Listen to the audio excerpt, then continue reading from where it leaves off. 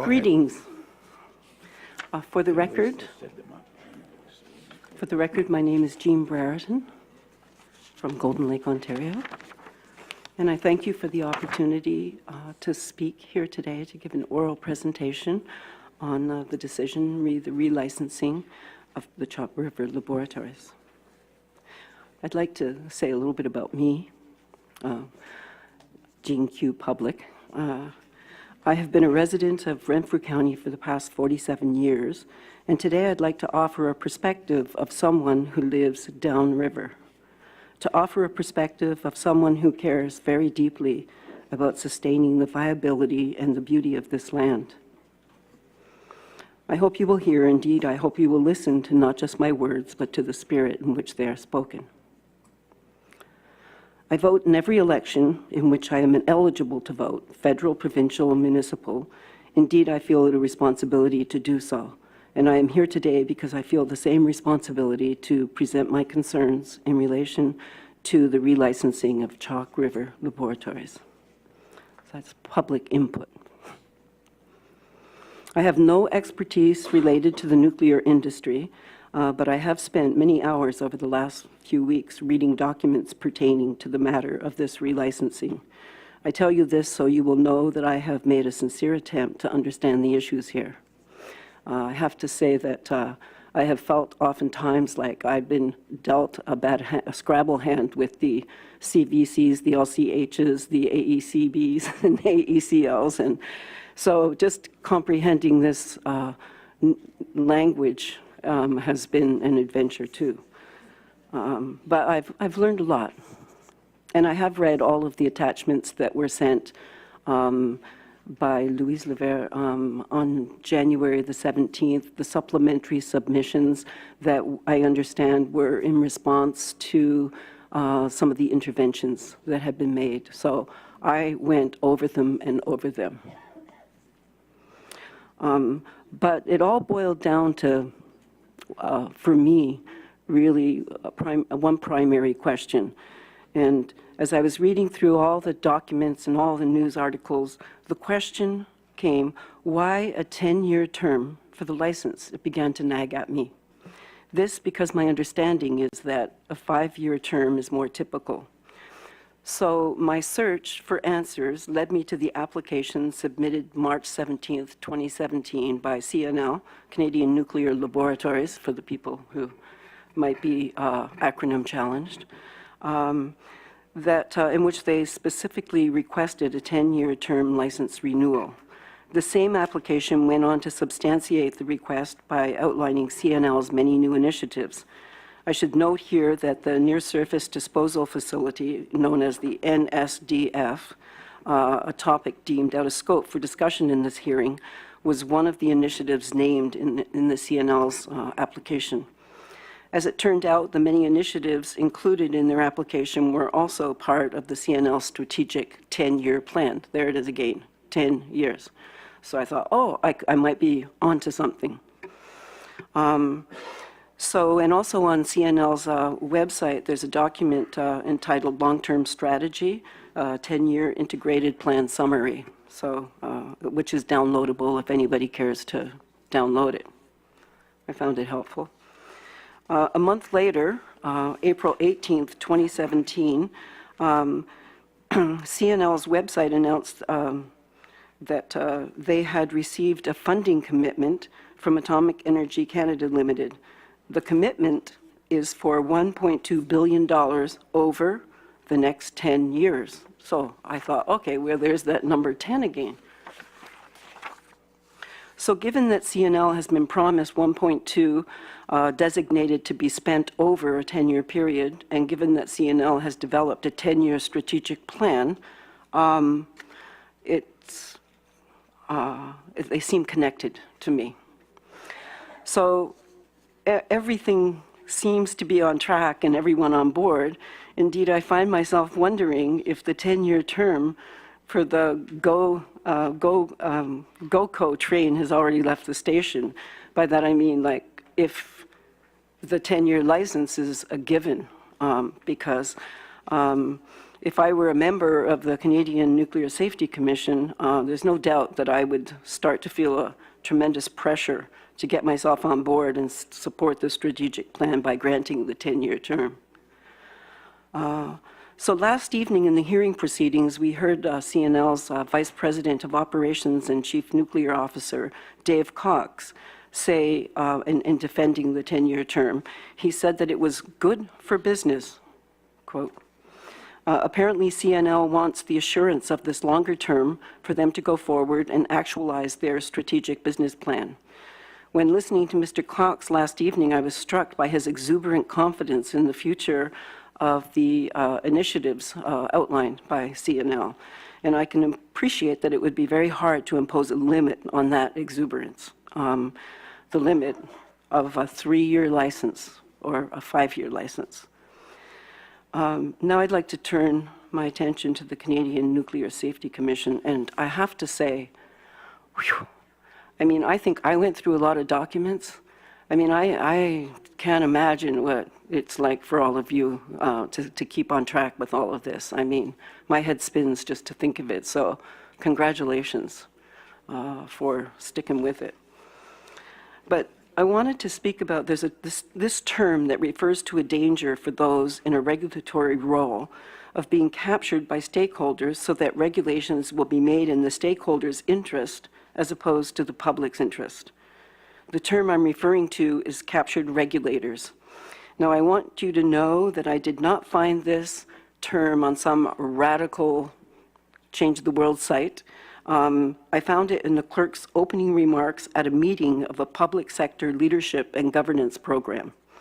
The unnamed clerk who wrote this, these were his opening remarks, he said that we have to make sure that we have our eye on the public's interests, or else we are at risk of stakeholder capture. So I think that's a good little warning. So clarity in this role as licensor and regulator would appear to be especially difficult when you are the body both charged with granting a license as well as the regulator. And it's very, I have to say, I mean, I'm sincere, I'm not being facetious here. It's very seductive talk. I mean, there's so many regulations and so much science. I started to feel like I was doing a pretty good job at nuclear speak myself, and so I was getting a little seduced by it myself, so I'm just saying that. It's very complicated. So in this case, the stakeholder interests of this are the CNL and maybe even the government's stakeholder interests. This is a government who found themselves confronted with the rapidly deteriorating infrastructure at Chalk River Laboratories, as well as the burden of legacy nuclear waste. So this brings me to the issue of the license and the license condition handbook. That was another thing that greatly enthralled me. And actually, I wasn't allowed, I was banned from bringing it up here, but maybe somebody at the back of the room would hold it up. There's a scroll that is on 11 by 8.5 by 14-inch paper, butt-ended to butt-ended, and the scroll is 120 feet long. Can somebody hold it up? There it is. Okay. And those are just the deletions, the proposed deletions from the License Conditions Handbook. So I thought, we can say that there's a lot of them, but I thought, we could go back into archaic time where we had a scroll and we could see like how long that is. That's a lot of deletions. So in speaking about this license condition handbook, the CNSC staff's supplementary submission of January the 17th, 2018, cites issues with repetition and redundancy that led to the decision to make significant edits and deletions from the License Condition Handbook. That's the LCH. But I contend that editing for brevity, along with deleting information, and that deleted information being dispersed throughout various documents to be housed in many locations, does not make for clarity. Oh my goodness. I have another minute. Oh, I'll talk fast. So I'd just like to highlight a couple of deletions, proposed changes. I'm almost done. This one, in the current license handbook, license LCH, it says under 4.12, the licensee shall develop, implement, and maintain a program to collect, screen, analyze, and document operating experience and events at the CRL site or reported by industry in a systematic way, and to apply the lessons learned to activities at the CRL site. It's to be replaced with the licensee shall implement and maintain a management system.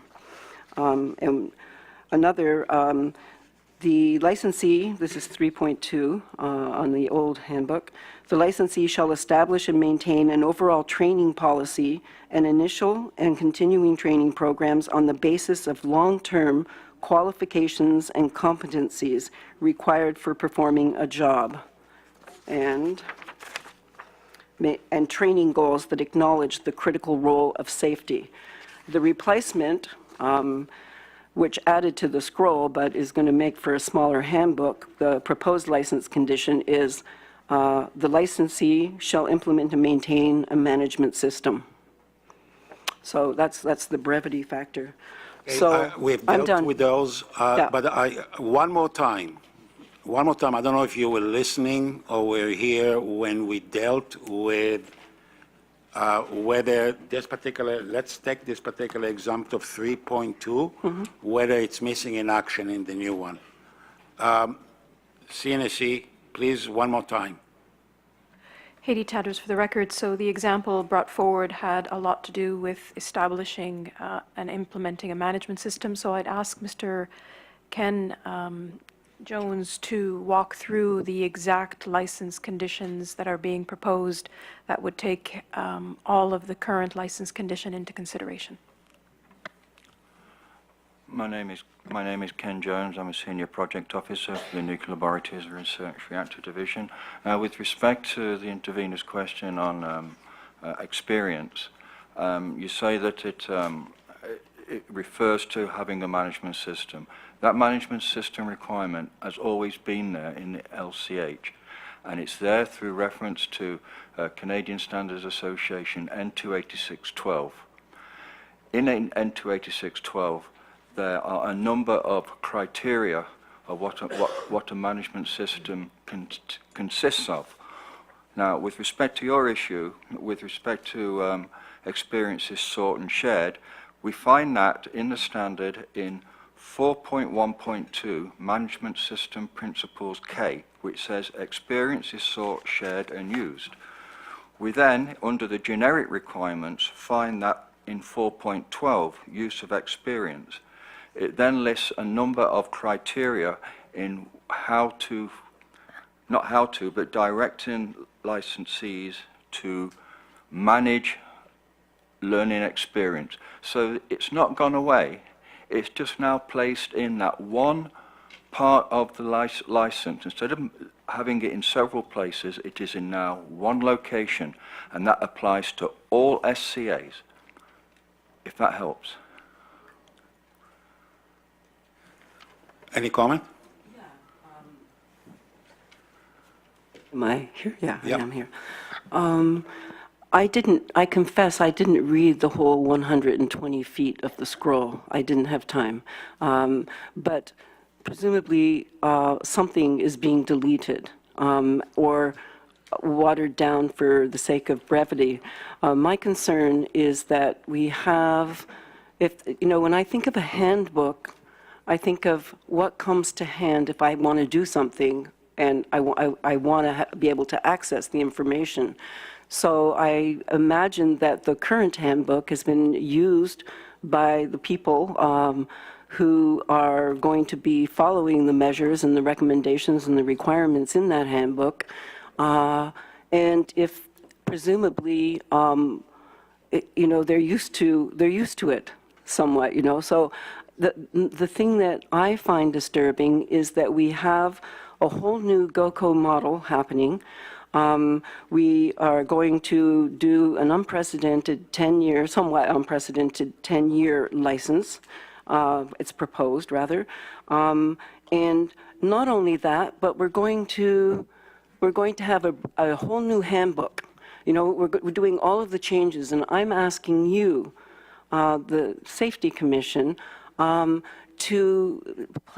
take the role of some caution here. Let's not just take everything and throw it up in the air and see how it lands. We're looking to you for some kind of continuity. At least I am, and I feel I'm not alone. And so, yeah, that's it. That's what I have to say. Okay, thank you. Thank you You're for your quite intervention. welcome. And I just wanted to say that, again, I thank you for the opportunity to speak. And I would one final question, the record of decision, is that going to be made public once you decide on the license? And are we going to be able to easily find it? I think you're a newbie to the nuclear sector. All our stuff is public. It'll be accessible. And even that proceeding, you can actually It's see it on webcast. our webcast. It'll be I know that stored not in there, every- so you can go back and see how.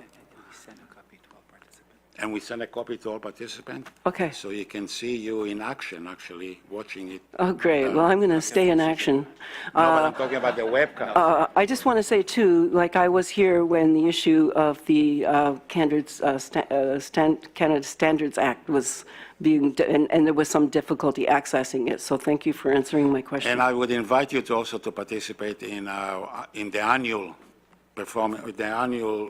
regulatory oversight every year on every facility. Well, we'll see. We'll see how many years I have left in me. Thank you. Thank you. We're going to take a break now for 15 minutes, so we'll get back to the 25 past. so we'll be back at 25 past. Thank you.